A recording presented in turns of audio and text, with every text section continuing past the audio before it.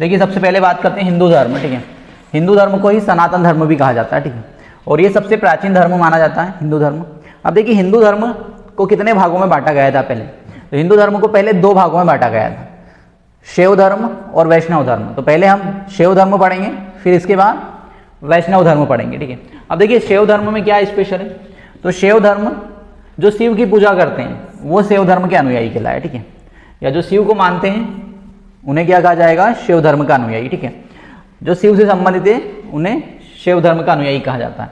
अब देखिए शिव लिंग की उपासना की पहली बार हमें इंफॉर्मेशन कहाँ से मिलती है, ठीक है, तो देखिए पुरातात्विक साक्ष्य मिलते हैं हमें शिव की उपासना के, तो ये साक्ष्य मिलते हैं हमें हड़प्पा से। हड़प्पा संस्कृति से हमें पहली बार शिवलिंग की उपासना के साक्ष्य मिले हैं, ठीक है।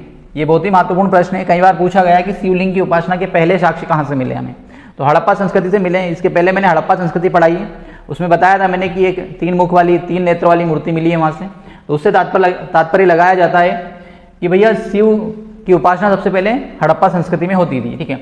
अब देखिए एक बार एक प्रश्न आया था कि ऋग्वैदिक काल में शिव के लिए कौन सा वर्ड यूज हुआ है, तो शिव के लिए रुद्र नामक देवता, रुद्र शब्द यूज किया गया है वहाँ पर, ठीक है। तो ऋग्वेद में शिव के लिए रुद्र नामक देवता का उल्लेख मिलता है, ठीक है।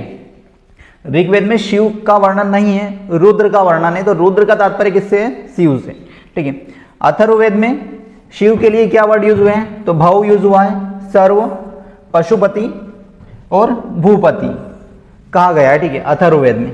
इसके बाद लिंग पूजा का पहला स्पष्ट वर्णन कहाँ मिलता है हमें, तो मत्स्य पुराण में मिलता है। लिंग पूजा का पहला स्पष्ट वर्णन कहाँ मिला हमें, किस ग्रंथ में मिला है, तो मत्स्य पुराण में, ठीक है। और मत्स्य पुराण का संबंध आंध्र सातवाहन वंश से है, ये क्वेश्चन कई बार आता है। इसके बाद देखिए महाभारत में अनुशासन पर्व, कौन सा पर्व, ये पर्व का विशेष ध्यान रखना। महाभारत में अनुशासन पर्व में लिंग पूजा का वर्णन मिलता है, ठीक है। महाभारत में कहाँ पर मिलेगा आपको, अनुशासन पर्व के समय लिंग पूजा का वर्णन मिलता है, ठीक है। तो लिंग पूजा का वर्णन मिलता है, मतलब किसकी बात कर रहे हैं हम, शिव की उपासना की बात की जा रही है यहाँ पर। इसके बाद देखिए शिव की पत्नी के सौम्य रूप को क्या कहा, किन नामों से जाना जाता है, तो पद्मा, पार्वती, उमा, गौरी, भैरवी, ये सब वर्ड किसके लिए यूज किए गए हैं, तो ये सारे नाम पार्वती के, ठीक है, पद्मा, पार्वती, उमा, गौरी, भैरवी। इसके बाद देखिए वामन पुराण में शैव संप्रदायों की संख्या कितनी बताई गई है, 4, ठीक है। अब देखिए हिंदू धर्म को हमने 2 भागों में बांटा था, शैव और वैष्णव, तो अब जो वैष्णव धर्म है इसे भी हमने कितने भागों में बांट दिया है, 4 भागों में, और ये किसमें मिलता है हमें, वामन पुराण के अनुसार शैव संप्रदाय को 4 भागों में बांटा गया है। अब देखिए पहला कौन सा है, पाशुपात, फिर इसके बाद है कापालिक, फिर इसके बाद है कालमुख तीसरा, और चौथा है लिंगायत। तो पहला पढ़ेंगे हम पाशुपात संप्रदाय। पाशुपात संप्रदाय शैव धर्म का सबसे प्राचीन संप्रदाय है, ठीक है, मतलब शैव धर्म में सबसे प्राचीन संप्रदाय कौन सा है, तो पाशुपात संप्रदाय। इसके संस्थापक कौन है, तो लकुलिश। लकुलिश को पाशुपात संप्रदाय का संस्थापक माना जाता है, ठीक है। ये मोस्ट इंपोर्टेंट प्रश्न है, कई बार पूछा गया है कि पाशुपात संप्रदाय के संस्थापक कौन है, तो लकुलिश, ठीक है, लकुलिश, ठीक है, जिन्हें भगवान शिव का के 18 अवतार में से एक माना जाता है, ठीक है। लकुलिश को भगवान शिव के 18 अवतारों में से एक अवतार माना जाता है। इसके बाद देखिए पाशुपात संप्रदाय के अनुयायियों को पंचतीर्थक, ठीक है, पंचतीर्थक कहा जा गया है। जो पाशुपात संप्रदाय के अनुयायी उन्हें क्या कहा गया है, तो पंचातीर्थक कहा गया है। इस मत का प्रमुख सदैव शांतिक ग्रंथ, ठीक है, देखिए इस मत का प्रमुख ग्रंथ कौन सा है, तो सदैव शांतिक ग्रंथ इनका पाशुपात संप्रदाय का प्रमुख ग्रंथ है।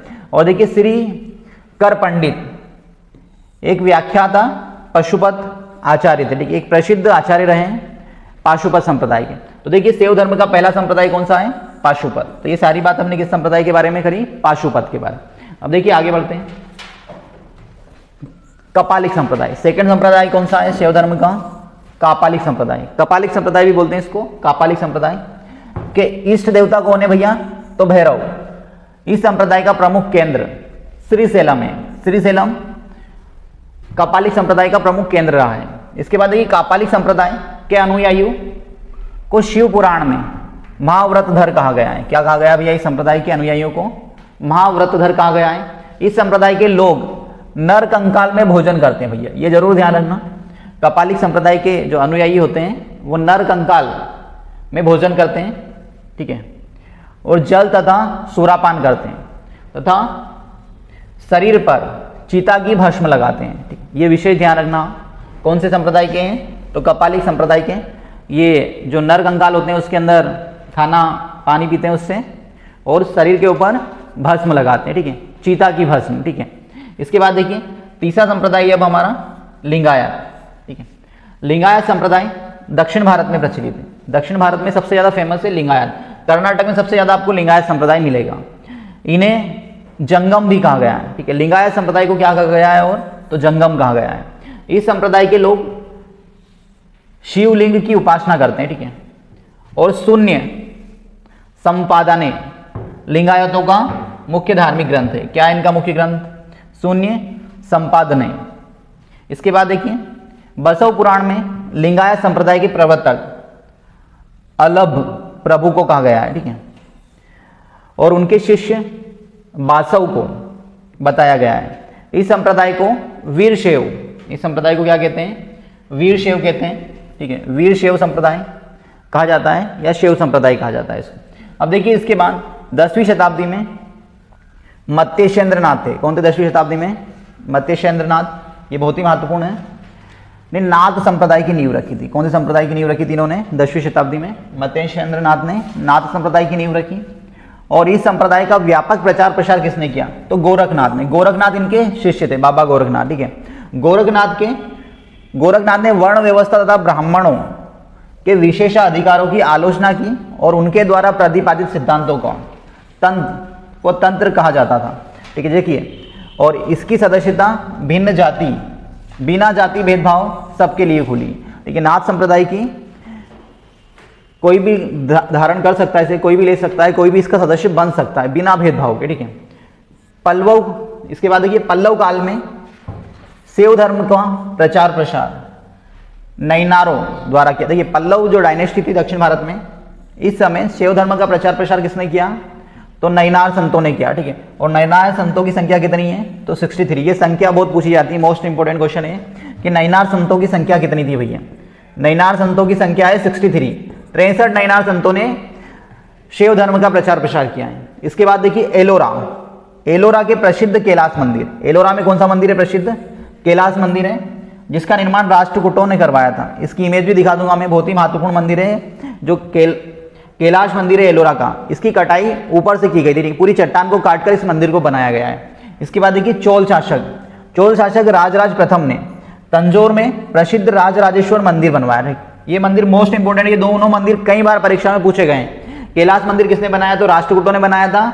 और चोल शासक राजराज प्रथम ने तंजौर में राजराजेश्वर मंदिर बनाया, जिसे बृहदेश्वर मंदिर भी कहा जाता है। जिस मंदिर को क्या कहा जाता है? और बृहदीश्वर मंदिर भी कहा जाता है। ये दोनों मंदिर मोस्ट इंपोर्टेंट है, कई बार परीक्षा में पूछे गए हैं। इसके बाद देखिए कुषाण शासकों की मुद्राओं पर जो करेंसी चलती थी उस पर शिव और नंदी बने होते थे। ये सिंबल थे उस मुद्राओं पर, अंकन मिलता था, ठीक है। इसके बाद देखिए हिंदू धर्म का अगला धर्म है हमारा वैष्णव धर्म। कौन सा धर्म पढ़ेंगे अब हम? वैष्णव धर्म। तब तक चैनल को सब्सक्राइब जरूर कर लें और वीडियो को शेयर भी कर दें। अगला कौन सा है हमारा? वैष्णव धर्म। देखिए वैष्णव धर्म की बात करें तो वैष्णव धर्म जो विष्णु की पूजा करते हैं, विष्णु की आराधना करते हैं, वो सब क्या कहलाएंगे? वैष्णव धर्म के अनुयायी, ठीक है। अब देखिए वैष्णव धर्म के विषय में प्रारंभिक जानकारी उपनिषदों से मिलती है। वैष्णव धर्म के बारे में हमें जानकारी कहाँ से मिलती है? तो उपनिषदों से मिलती है, ठीक है। उपनिषदों की संख्या 108 है। इसके बाद देखिए इसका विकास भागवत धर्म से हुआ है। नारायण के पूजक मूलतः है, ठीक है। किसके पूजक है? नारायण के पूजक है मूलतः। पंचरात्र कहे जाते हैं, ठीक है। जो देखिए नारायण की पूजा करते हैं उन्हें क्या कहते हैं? पंचरात्र कहे जाते हैं, उन्हें पंचरात्र कहते हैं। इसके बाद देखिए वैष्णव धर्म के प्रवर्तक कृष्ण थे। वैष्णव धर्म की शुरुआत किसने की है? तो कृष्ण ने वैष्णव धर्म की शुरुआत की। ये इसके प्रवर्तक हैं जो वर्षण कबीले के थे। जो कृष्ण थे वो कौन से कबीले के थे? ये प्रश्न मोस्ट इंपोर्टेंट है, तो ये ध्यान रखना हम। कृष्ण वैष्णव कबीले के थे, वर्षण कबीले के थे, ठीक है। और जिनका निवास स्थल क्या था? तो कृष्ण मथुरा के थे, ठीक है। कृष्ण कहाँ के थे? मथुरा के। और वर्षण कबीले से संबंध है उनका। और उन्होंने भागवत धर्म की शुरुआत की या वैष्णव धर्म की शुरुआत की। इसके बाद देखिए विष्णु के 10 अवतारों का उल्लेख मिलता है हमें। विष्णु के कितने अवतार हुए हैं? तो 10 अवतार हुए हैं। अब देखिए 10 अवतारों का वर्णन कहाँ मिलेगा हमें? तो मत्स्य पुराण में 10 अवतारों का वर्णन मिलता है। 10 अवतार इस प्रकार से। अब देखिए उसमें सबसे महत्वपूर्ण अवतार कौन कौन से 10 अवतारों का वर्णन है?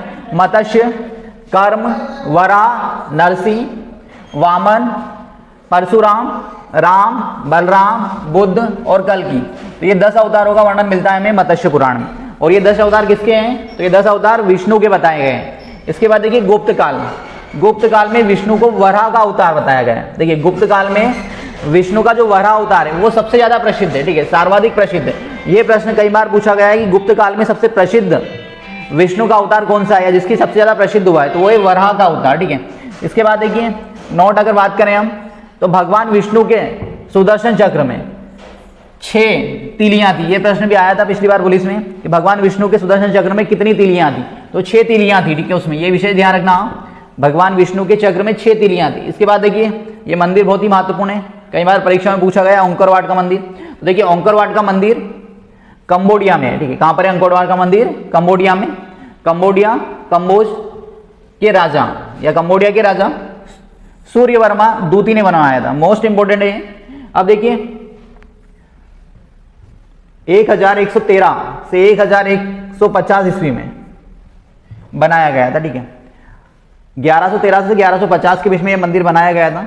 इस मंदिर को लगभग 10.5 फीट ऊंची भागवत विष्णु की मूर्ति स्थापित की गई थी, ठीक है। ये मंदिर मोस्ट इंपोर्टेंट है। इसकी इमेज दिखाता हूं मैं आपको। अब देखिए अलवार संतों की संख्या कितनी है भैया? हाँ, अलवार संतों की संख्या 12 है। ये भी ध्यान रखें आप। अलवार संतों ने भागवत धर्म या वैष्णव धर्म का प्रचार किया था। अलवर संतों की संख्या 12 है, ये विशेष ध्यान रखें। और नयनार संतों की संख्या 63 है। अब देखिए मंदिर देख लें हम, ये अंकोरवाट का मंदिर किस प्रकार का है? ये विश्व का सबसे बड़ा मंदिर है, मोस्ट इंपोर्टेंट है। कई बार पूछा गया है कि विश्व का सबसे बड़ा मंदिर कौन सा है? तो ये मंदिर दिख रहा होगा आपको, ये अंकोरवाट का मंदिर है। और ये कहाँ पर है? तो कंबोडिया में। ये विश्व का सबसे बड़ा मंदिर है और इसे वर्ल्ड हेरिटेज साइट में शामिल किया गया, ठीक है। और ये वाली मूर्ति है वहाँ पर, देख सकते हैं आप विष्णु की, जो 10 फीट की बताई गई है। ये अंकोरवाट में मंदिर है, ठीक है। और आगे की स्लाइड में और देख लो, अच्छे से दिख जाएगा आप लोगों को। ये पूरा अंकोरवाट का मंदिर है, ठीक। कई किलोमीटर में फैला हुआ मंदिर है, तो इसे वर्ल्ड हेरिटेज साइट का भी दर्जा मिला है। और ये विश्व का सबसे बड़ा मंदिर है। कई बार प्रश्न आया कि विश्व का सबसे बड़ा मंदिर कौन सा है, ठीक है। तो विश्व का सबसे बड़ा मंदिर कौन सा है? अंकोरवाट का मंदिर है। अब देखिए एक मंदिर और दिखा देते हैं आपको, ये वाला जो मंदिर है, देखिए ये कैलाश मंदिर है, जो अभी मैंने बताया थोड़ी देर पहले। कौन सा मंदिर है? कैलाश मंदिर, दिख रहा होगा आपको इमेज में। अब देखिए जो कैलाश मंदिर है, ये पूरी एक चट्टान थी, इसको ऊपर से काट के नीचे तक बनाया गया है। एक चट्टान से बना हुआ मंदिर है ये पूरा, ठीक है। और ये राष्ट्रकूट राजाओं ने बनाया है, ऊपर से काट के बनाकर ले गए नीचे। ऐसा नहीं कि अलग अलग पत्थर लाकर जोड़ दिए वहां पर, ठीक है। ये बहुत ही महत्वपूर्ण मंदिर है और इसे भी विश्व धरोहर में शामिल किया गया है, ठीक है। तो ये हिंदू धर्म हो गया, वैष्णव धर्म हो गया और शैव धर्म हो गया। दोनों धर्म कंप्लीट हो चुके हैं आपके। तो इस वीडियो को आप ज़्यादा से ज़्यादा शेयर करें और चैनल पर अगर आप नए हैं तो चैनल को सब्सक्राइब जरूर करें और वीडियो को लाइक जरूर करें। Thank you.